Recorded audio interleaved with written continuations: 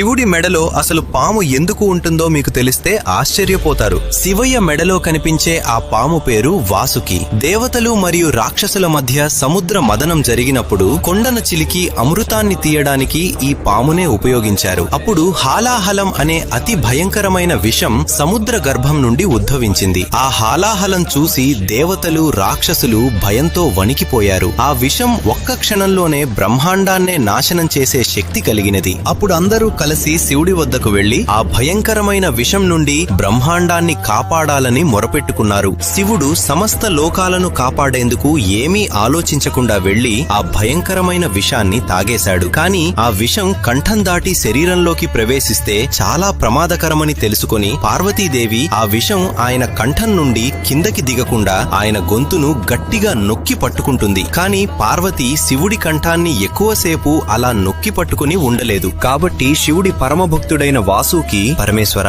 నేను మీ మెడను చుట్టుకుని ఈ విషం కిందికి దిగకుండా ఆపుతాను, అంతేకాదు మీ మెడలో అలంకారంగా మీతోనే ఉండిపోతాను అని వేడుకున్నాడు. శివుడు చిరునవ్వుతో అంగీకరించాడు. అప్పటి నుంచే వాసుకి శివయ్య మెడలో శాశ్వతంగా నిలిచిపోయాడు. ఫ్రెండ్స్,